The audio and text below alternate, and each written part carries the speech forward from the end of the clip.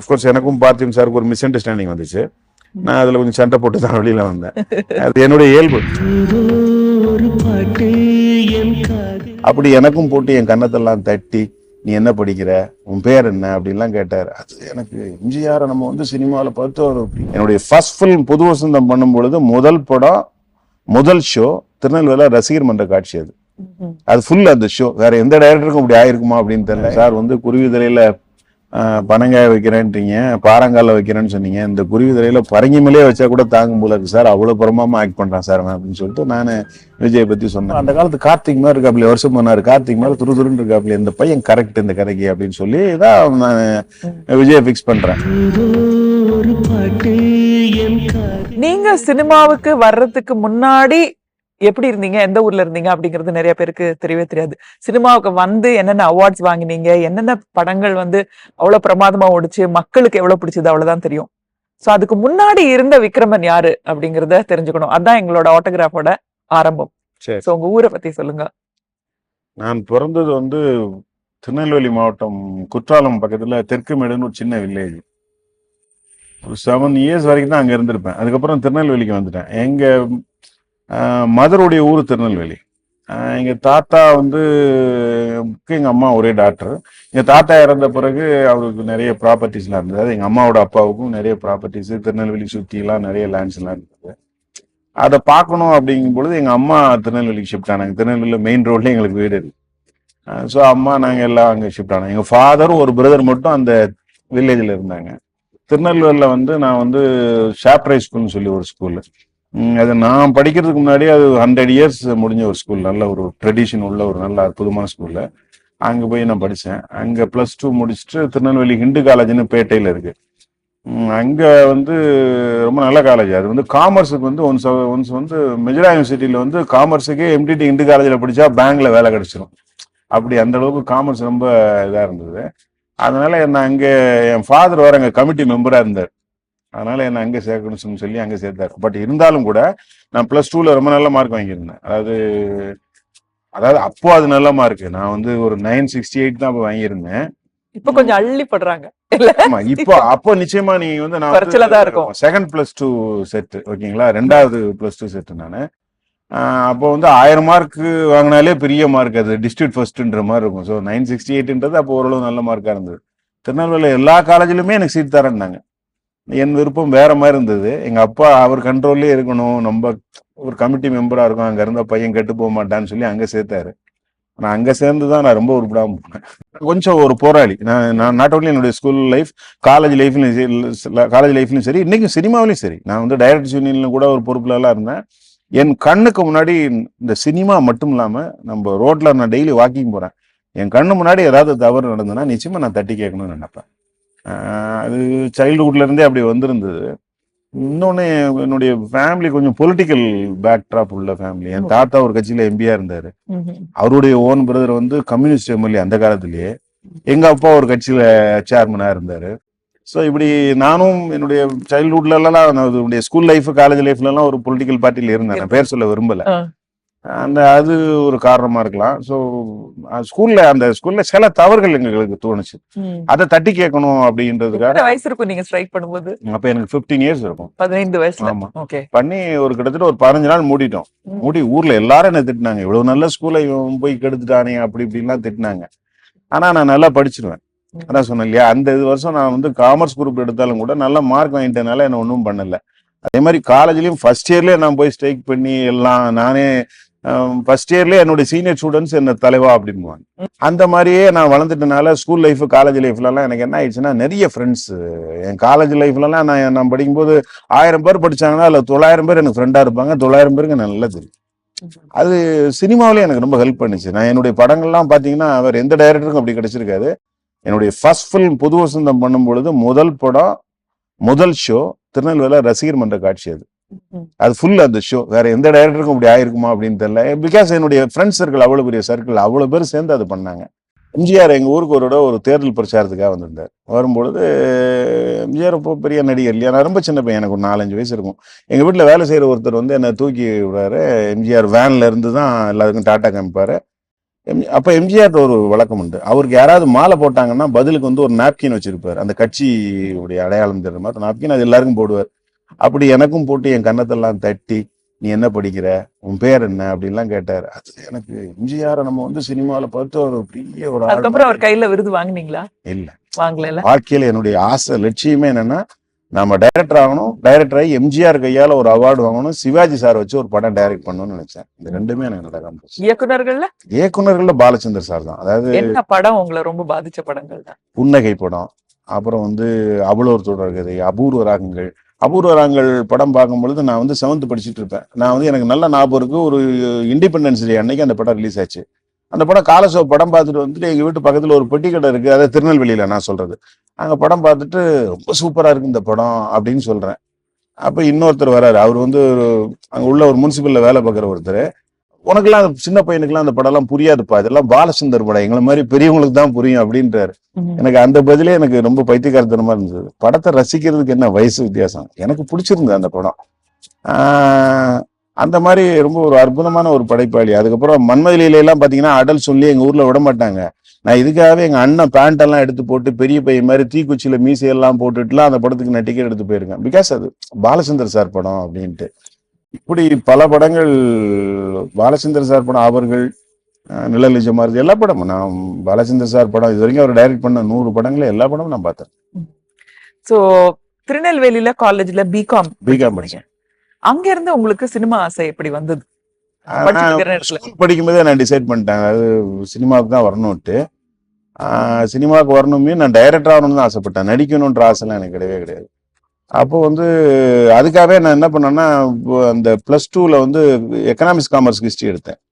ஏன்னா science group எடுத்தா நம்மளை மெடிக்கல் ஏரியா சேர்த்து விட்டுருவாங்கன்றதுக்காக இதுல சேர்ந்து பர்பஸா அதுக்காக தான் நான் அப்புறம் பிகாமும் போனேன். பிகாம் முடிச்சுட்டு பிகாம் எழுதிட்டு ரிசல்ட் கூட பார்க்கல, நேரா பிகாம் ஃபைனல் எக்ஸாம் எழுதினேன். ஒரு 3 நாள் ஊர்ல இருந்தேன், நேரம் மெட்ராஸ்க்கு வந்துட்டேன்.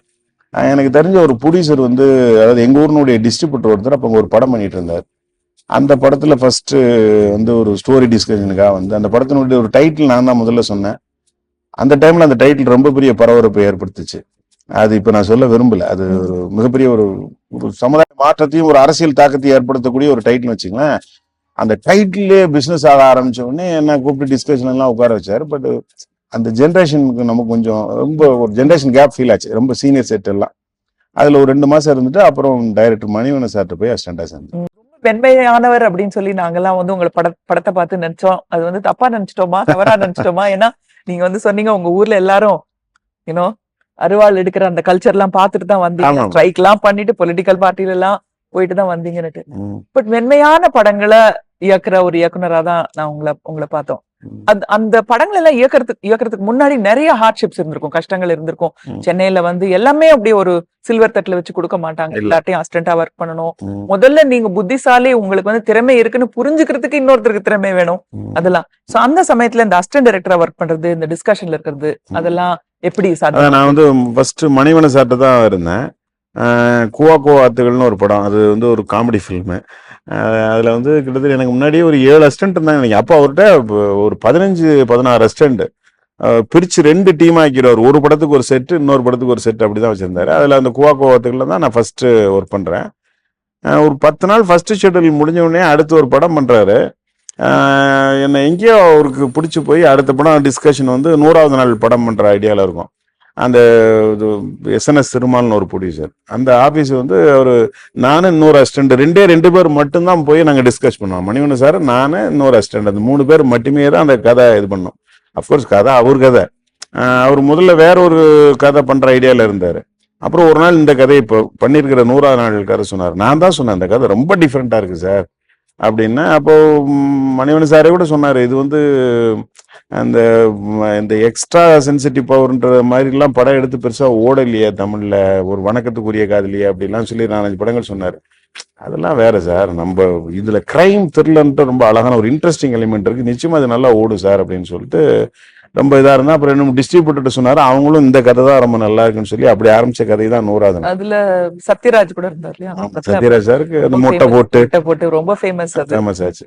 பட் ஒரு 18-19 நாள்லயே நைட் அண்ட் டே எடுத்த ஒரு படம் அது. ஆமா. நீங்க சில டைரக்டர்ஸ் எல்லாம் ஒர்க் Work பண்ணீங்க. பண்ணேன். புதிய பாதையில கூட அசோசியேட் டைரக்டரா பார்த்திபன் கூட ஒர்க் ஒர்க் பண்ணீங்க. பண்ணேன். ஏன்னா அந்த படத்துல நிறைய உங்களுக்கு வேலை இருந்திருக்கும். ஏன்னா அவரே ஹீரோவா அவரே ஹீரோ நடிக்கிறாரு. அது இல்லாம ஃபர்ஸ்ட் படம் அவருக்கு. நடிப்பாரு. ஆமா. அவரே நடிக்கிறாரு அப்படிங்கும்போது டைரக்ஷன் நம்ம தான் கவனிக்கணுன்ற மாதிரி இருக்கும். அப்புறம் ராஜ்பிரீத் எனக்கு நல்ல ஃப்ரெண்ட் அல்ல கேமராமேன், அதனால உங்களுக்கும் தெரிஞ்சிருக்கும் அவரை. என்னோட கலீக் நாங்கெல்லாம் ஒண்ணா தான் வந்தோம். அதனால ஒரு எந்த ஒரு எனக்கு ரொம்ப ஈஸியா தான் இருந்தது. அந்த படம் அந்த பிளானிங் அப்போ வந்து மானிட்டர்லாம் கிடையாது இல்ல, நம்ம வியூ ஃபைண்டர்ல பார்த்துட்டு தான் ஒவ்வொரு விஷயமா நம்ம டிசைட் பண்ணோம். ஜூம்லாம் ராஜ்பிரீத் என்ன சொல்லுவாருன்னா நீயே பண்ணிரு அப்படிம்பாரு. அவர் வியூ ஃபைண்டர்ல பார்த்துட்டு இருந்தாருன்னா நானே இங்க பார்த்துட்டு அப்படி ஜூம் பண்ணிடுவேன். ஒரு டைரக்டர் என்ன ஆக்ட் பண்றாருன்றதை பார்த்துட்டே இது பண்ணுவேன். பட் பார்த்திபன் சார் என்ன ரொம்ப ரெஸ்பெக்ட் பண்ணாரு. அதாவது நான் ஒன்மோர் சொன்னா ஒன்மோர், அது ஏன் அப்படின்லாம் அவர் கேட்க மாட்டாரு. அந்த மாதிரி ஆனா ஒரு மரியாதை ஸ்பாட்ல இருந்தது. ஸ்பாட்ல உள்ள சில டெக்னீஷியன்ஸ் நம்ம ஸ்டில்ஸ் ரவி மாதிரி உள்ளவங்களும் என்ன ரொம்ப சப்போர்ட் பண்ணாங்க. கொஞ்சம் நான் ஏதோ நல்ல டைரக்டரா வந்துருவேன்ற ஒரு நம்பிக்கை என்னை விட அவங்களுக்கு அதிகமா இருந்தது. அதே மாதிரி புதிய பாதை படம் வந்து ரீரெக்கார்டிங் முடிஞ்ச நேரத்திலேயே நான் வந்து தனியா படம் டைரக்ட் பண்ணேன். அப்கோர்ஸ் எனக்கும் பார்த்திபன் சாருக்கு ஒரு மிஸ் அண்டர்ஸ்டாண்டிங் வந்துச்சு. நான் அதுல கொஞ்சம் சண்டை போட்டு தான் வெளியில வந்தேன். அது என்னுடைய இயல்பு அது. ஸோ வெளியில வந்துட்டு அதுக்கப்புறம் நான் இந்த படத்துக்கு முன்னாடியே நம்ம டைரக்டரை காட்டணும் அப்படின்னு சொல்லிட்டு ஒரு சேலஞ்சில் போயிட்டு நிறைய ப்ரொடியூசர்ஸ் அப்ரோச் பண்ணி கரை சொல்ல ஆரம்பிச்சேன். அப்படி ஒரு ப்ரொடியூசர்கிட்ட கரை சொல்லி கிடைச்ச வாய்ப்பு தான் புது வசந்த். ஆனால் ஒரு நாள் வந்து எனக்கு தெரிஞ்ச ஒரு ஃப்ரெண்டு ஒருத்தர் வந்து நான் இப்படி பல இடங்களில் கதை சொல்ல ட்ரை பண்ணிட்டு இருக்கேன், கதை சொல்லிட்டு இருக்கேன். அப்போ வந்து எனக்கு தெரிஞ்ச ஒரு ஃபைனான்சியர் ஒருத்தர் இருக்காரு. அவர் கேரளாவில் மலையாள ஃபிலிமுக்கெல்லாம் வந்து ஃபினான்ஸ் பண்றவரு. நீங்க வந்து அவரை பார்த்து அவர் தமிழ் படம் எடுக்கிற ஐடியால இருக்காரு, அவர்கிட்ட ஒரு கதை சொல்லி இம்ப்ரெஸ் பண்ணிட்டீங்கன்னா அவரை வச்சு நம்ம படம் எடுக்கலாம் அப்படின்னாரு. வந்து வாங்க அப்படின்னு சொல்லிட்டு மேலே கூட்டு போறாரு ஒரு ரூமு. எனக்கு 10 நிமிஷம் தான் டைம், 10 நிமிஷத்துக்குள்ள கதை சொல்லுங்க அப்படின்ட்டாரு. சரி சார் நான் சொல்றேன் அப்படின்னு சொல்லிட்டு நான் சொன்னேன். நான் சொல்ல ஆரம்பிச்ச இது அவருக்கு ரொம்ப பிடிச்சி போச்சா என்னன்னு தெரியல. நானும் என்ன அறியாம முதல் படம் பார்த்தீங்களா, அப்படியே அழ வேண்டிய இடத்துல அழுது, சிரிக்க வேண்டிய இடத்துல சிரிச்சு, அது நிச்சயமா கொஞ்சம் நல்ல கதை சொன்னேன்னு நான் நினைக்கிறேன். ஏன்னா சௌத்ரி சார் அதுக்கப்புறம் இன்னைய வரைக்கும் அவர் எல்லா இன்டர்வியூலையும் சொல்லுவாரு, எனக்கு விக்ரமன் அந்த புது வசந்தம் கதை அவர் சொல்லி கேட்ட மாதிரி எனக்கு யாரும் அதுக்கப்புறம் ஸ்டோரி நரேட் பண்ணவே இல்லை அப்படிம்பாரு. அப்கோர்ஸ் நானே வேற யார்ட்டையும் அந்த மாதிரி கதை சொல்லுவேன். ஸோ அந்த மாதிரி சொல்லி முடித்தேன். ஒரு கிட்டத்தட்ட 1 hour சொல்லியிருப்பேன். சொல்லி முடிச்சோடனே அவர் அப்படியே தலையை குனிச்சிட்டு அப்படியே யோசிச்சாரு, கை இப்படி வச்சு யோசிச்சாரு. அப்படி கண்ணை திறந்து அப்படி பார்க்குறாரு. பார்த்துட்டு ரொம்ப நல்லா இருக்கு, எனக்கு ரொம்ப பிடிச்சிருக்கு, இது ரொம்ப நல்லா வரும், இது என்ன பட்ஜெட் வரும் அப்படின்னு கேட்டார். எனக்கு தெரியல சார், நான் ஃபர்ஸ்ட் படம், உங்களுக்கு தெரிஞ்ச யாராவது ஒரு ப்ரொடக்ஷன் மேனேஜர்கிட்ட கேட்டுட்டு நான் நாளன்னைக்கு உங்கள்கிட்ட வந்து பட்ஜெட் சொல்கிறேன் அப்படின்னு. அதுக்கு அடுத்த நாள் சண்டே சௌத்ரி சார்கிட்ட போய் கொடுக்குறேன். 23 லட்ச ரூபா ஃபர்ஸ்ட் கேப்பி அந்த படம். கொடுத்தோடனே இதுக்குள்ளே எடுத்துருவீங்களான்னாரு. இதுக்கு கம்மி, இதோட ஒரு 10,000 ரூபாய் நான் கம்மியாக எடுத்து காட்டுறேன் சார் அப்படின்னு சொன்னேன். ஓகே ப்ரொசீட் பண்ணுங்க அப்படின்னாரு.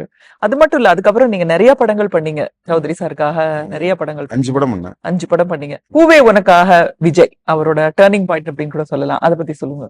தேவா படத்தினுடைய அண்டர் ப்ரொடக்ஷன்ல தான் நான் வந்து விஜயை கமிட் பண்றேன். அப்போ வந்து சௌத்ரி சார்ல இருந்து எல்லாருமே இந்த கதைக்கு ஒரு சூட் ஆக மாட்டேது, எக்ஸ்பெரிமெண்டல் வேணாம், விட்டுருங்கன்னு எல்லாருமே சொன்னாங்க. எனக்கு என்னமோ அப்ப விஜய் பிடிச்சிருந்தது. நான் இவ்வளவுக்கும் அவர் நடிச்சு எந்த படமும் பார்க்கல. சாங் வந்து டிவி, இதே ஜெயா டிவில தான் நான் வந்து பாட்டு பாக்குறேன். அந்த தேவா பாட்டு வந்து படம் ரிலீஸுக்கு முன்னாடி நினைக்கிறேன், தேவாவோ ரசிக்கணும், அந்த பாட்டு வந்துட்டு இருக்கு. ஒரு சின்ன பையன் சின்ன பொண்ணை காதலிச்சான்னு ஒரு பாட்டு, என்ன அப்படின்னு தெரியல. அவருடைய டான்ஸ் மூவ்மெண்ட் இதெல்லாம் பார்க்கும்போது ஒரு துருதுருன்னு இருக்கிற மாதிரி தெரிஞ்சது. ரொம்ப அந்த காலத்து கார்த்திக் மாதிரி இருக்காப்ல, வருஷம் போனாரு கார்த்திக் மாதிரி துருதுருன்னு இருக்காப்ல, இந்த பையன் கரெக்ட் இந்த கதைக்கு அப்படின்னு சொல்லி தான் நான் விஜயை ஃபிக்ஸ் பண்றேன்.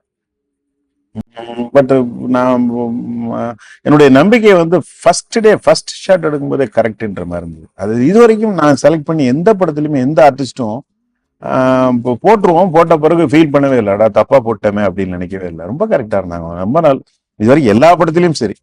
அது மாதிரி நான் விஜய் ஏதோ சும்மா குருட்டாம்போக்கலன்னு சொல்லுவாங்களே, அந்த மாதிரி குருட்டாம்போக்கல ஏதோ விஜய் ஒரே ஒரு பாட்டு கேட்டு அந்த அவ்வளவு பெரிய கேரக்டர்ல நான் வந்து சூஸ் பண்ணேன். படத்துல நடிக்கும்போது ஒரு சீனியர் ஆர்டிஸ்ட், அவருக்கு அந்த கதை தெரியும். அவர் சொன்னாரு, என்னையா நீ குருவி தலைகையில வந்து பனங்காய வைக்கிற அப்படின்னாரு. நான் அப்போ வந்து பனங்காய் வச்சு, குருவி தலையில பனங்காய் வச்சா கூட பரவாயில்ல, நீ பாறாங்கல்லே தூக்கி வச்சிருக்க, அந்த குருவிலாம் தாங்காது அப்படின்னு சொல்லி சொன்னாரு. நான் 3 நாள் ஷூட் பண்ணிட்டேன். 3 நாள் ஷூட் பண்ணிட்டு அந்த சீனியர் ஆர்டிஸ்ட் இங்க இருக்காரு மெட்ராஸ்ல. அவர் வரப்போறாரு, என் ஷூட்டிங்ல வந்து ஜாயின் ஆகுறாரு அவுட்டோர்ல. அப்போ அவருக்கு ஃபோன் பண்ணி சொன்னேன், சார் வந்து குருவி தலையில பனங்காய வைக்கிறேன்றீங்க, பாறங்கால வைக்கிறேன்னு சொன்னீங்க, இந்த குருவி தலையில பரங்கி மேலே வச்சா கூட தாங்கும் போல இருக்கு சார், அவ்வளவு பிரமாமா ஆக்ட் பண்றான் சார் அப்படின்னு சொல்லிட்டு நான் விஜயை பத்தி சொன்னேன். அப்படியா அப்படின்ட்டு ரொம்ப ஆச்சரியமா கேட்டார். அப்புறம் அவரும் கூட நடிச்சுட்டுலாம் சொன்னார், ரொம்ப உண்மையிலே பையன் நல்ல செலெக்ஷன், நல்லா பண்றான்.